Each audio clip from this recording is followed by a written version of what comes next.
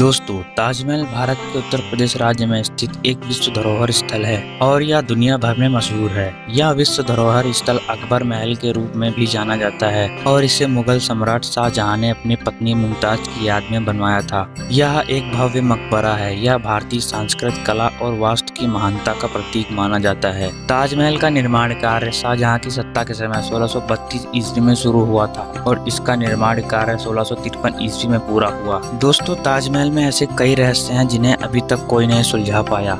इस बड़े और भव्य मकबरे का पीछे का सच क्या है? क्या यह वास्तविकता है या केवल एक कला की रचना है? हम इस वीडियो के माध्यम से आपको ताजमहल के रहस्य के बारे में बताने की कोशिश करेंगे। दोस्तों, ताजमहल का रहस्य जानने से पहले हमें इसका इतिहास जानना होगा। तो आखिर क्या है इसका इतिहास? चलिए हम जानते हैं। ताजमहल की नींव एक मार्बल प्लेटफॉर्म पर रखी गई है जिसे रेड सैंडस्टोन पत्थर से बनाया गया है। ताजमहल बनने के पहले ही वर्ष 1631 ईस्वी में शाहजहां की पत्नी मुमताज का निधन हो गया था और उनके अंतिम इच्छा अनुसार शाहजहां ने ताजमहल का निर्माण करवाया। यह एक प्यार का प्रतीक है जिसे शाहजहां ने अपनी पत्नी मुमताज की याद में बनवाया था। ताजमहल का निर्माण शाहजहां की सत्ता के समय शुरू हुआ था और इसका निर्माण कार्य 1653 ईस्वी में पूरा हुआ। ताजमहल का निर्माण करते समय शाहजहां ने मुगल संस्कृत, इस्लामी कला और पर्शियाई कला के तत्वों को मिश्रित किया है। इसके बड़े और विशालकाय संरचना की वजह से ताजमहल विश्व भर में प्रसिद्ध है। इसे विश्व धरोहर स्थल घोषित किया गया है और यह अब पर्यटन स्थल के रूप में भी ख्याति प्राप्त कर चुका है।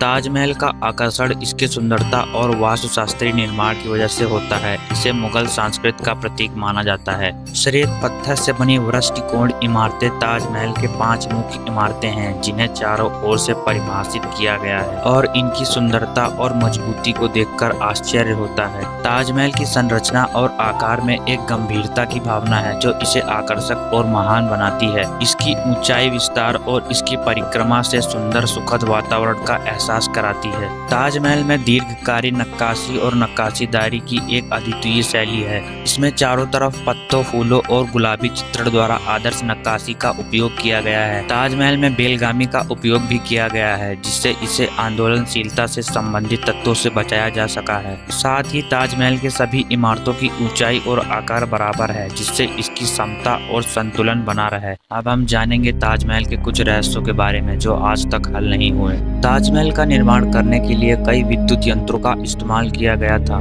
यह पूरी तरह कितने समय में बनाया गया और किस प्रक्रिया के माध्यम से निर्माण हुआ, यह एक बहुत बड़ा रहस्य है। ताजमहल के निर्माण के दौरान कहीं न कहीं इसकी आधारशिला में गहराई का बढ़ावा किया गया था जिससे कई लोग यह प्रश्न उठाते हैं कि इसके नीचे कुछ गुप्त चीजें छुपी हुई हो सकती हैं। ताजमहल की इमारतों में पत्थरों का सटीकता और संगठन काफी आश्चर्यजनक है। यह सोचने में बाध्य करता है कि कैसे इतने भारी और मोटे पत्थरों को सटीकता से जोड़ा गया था। ताजमहल को रात की चांदनी में देखने के लिए बहुत लोग आते हैं। जब रात में इस पर चांद की रोशनी पड़ती है तो इसे एक जेवरात की तरह चमकते हुए देखा जा सकता है। हालांकि इसका वैज्ञानिक कारण और इस प्रक्रिया के पीछे वैज्ञानिकता एक रहस्य है। ताजमहल की मुख्य संरचना के ठीक बाहर फर्श पर स्थित एक भूमिगत मार्ग है जिसे जालीदार दरवाजों से बंद कर रखा है। दरवाजे के अंदर इसे लकड़ी के एक बोर्ड में ढक दिया गया है। हालांकि ताजमहल के अंदर जब आप जाते हैं तो वहाँ एक और विशाल मार्ग है जो नीचे की ओर जाता है। यह भी बंद कर रखा है और यहाँ पर लिखा हुआ है कि कृपया आप यहाँ न रुकें, शांत रहें और फोटोग्राफी वर्जित है। कहते हैं कि वहाँ पर राजा शाहजहां और मुमताज की कब्रें हैं, लेकिन यदि देखा जाए तो जब एक कब्र ऊपर है तो दूसरी कब्र नीचे होने का क्या मतलब? कहा जाता है कि ऊपर का कक्ष और नीचे भूमिगत कक्ष दोनों ही सफेद संगमरमर से बने हैं, लेकिन क्या पूरी तरह से ताजमहल सफेद संगमरमर का ही बना है? ताजमहल के पीछे कभी कोई नहीं जाता जहाँ पर यमुना नदी बह रही है। नदी की ओर देखने में समझ आता है कि ताजमहल का एक विशाल आधार है। यह आधार सफेद संगमरमर से नहीं बल्कि लाल बलुआ पत्थरों से बना है। ताजमहल के चारों ओर सभी संरचनाएं लाल बलुआ पत्थर से बनी हैं। बंद भूमिगत मार्ग भी नदी के किनारे स्थित है। यह मार्ग भी लाल बलुआ पत्थर से बना है। ताजमहल के बाहर का फर्श भी लाल बलुआ पत्थर से बना है।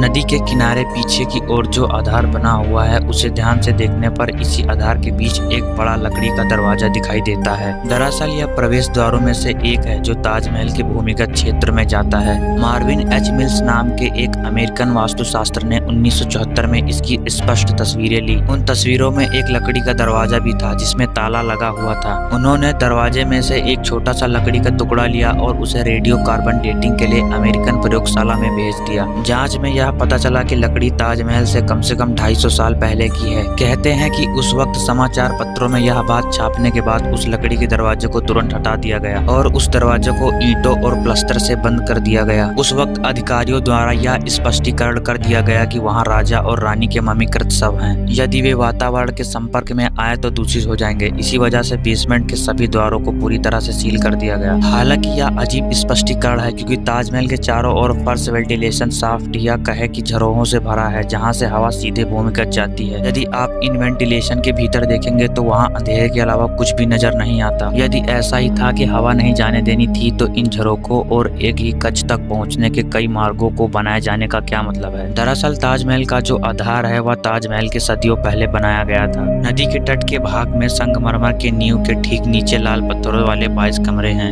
जिनके दरवाजों को चुनवा दिया गया है। इन कमरों को भारत के पुरातत्व विभाग द्वारा तालों में बंद रखा जाता है। सामान्य पर्यटकों को इनके विषय में नहीं बताया जाता। इन 22 कमरों की दीवारों तथा भीतरी छतों पर अभी भी प्राचीन हिंदू चित्रकारी अंकित है। इन कमरों से लगा हुआ लगभग 33 फुट लंबा गलियारा है। गलियारों के दोनों सिरों में एक एक दरवाजे बने हुए हैं। इन दोनों दरवाजों को इस प्रकार से आकर्षित रूप में ईंटों और गारे से चुनवा दिया गया है कि ये दीवार जैसा प्रतीत हो। मूल रूप से चुनवाए गए इन दरवाजों को कई बार खुलवाया और फिर से चुनवाया गया है। कहते हैं सन 1934 में दिल्ली के एक निवासी ने चुनवाए हुए दरवाजों के ऊपर पड़ी एक दरार में झांक कर देखा था। वहाँ उसके बीचों बीच भगवान शिव का एक चित्र था और उसके चारों तरफ मूर्तियों का जमावड़ा भी था। ऐसा भी हो सकता है कि वहाँ पर संस्कृत और शिलालेख भी हों। यह सुनिश्चित करने के लिए कि ताजमहल चित्र, संस्कृत शिलालेख, धार्मिक लेख, सिक्के तथा अन्य उपयोगी वस्तुओं जैसे कौन कौन से साक्ष्य छिपे हुए हैं उनकी 7 मंजिलों को खोलकर साफ सफाई करने की नित्य आवश्यकता की मांग की जा रही है। ताजमहल से महज 2 मील की दूरी पर स्थित आगरा का किला है जिसका मूल नाम पहले बादलगढ़ था। यहाँ स्थित एक शिलालेख पर लिखे लेख से इसकी पुष्टि होती है। इतिहासकारों के अनुसार राजा अकबर के द्वारा भी इस किले को संशोधित किया गया था। यहाँ की मुख्य संवार रचना लाल बलुआ पत्थर से बनी हुई है जबकि गुम्बद किसी और अन्य सामग्री से बने हुए हैं। दोनों में ही फर्क स्पष्ट नजर आता है। यहाँ भी भूमिगत मार्ग है। यहाँ के भूमिगत मार्गों को भी जालीदार दरवाजों से बंद रखा गया है। यहाँ पर भी ताजमहल के फर्श पर स्थित झरोखों की तरह झरोखे हैं जो नीचे की ओर जाते हैं। भूमिगत मार्ग सीढ़ियों से होकर नीचे जाता है। इसके अंदर भी देखने पर आपको गुम्बद के आकार के कमरे दिखाई देंगे।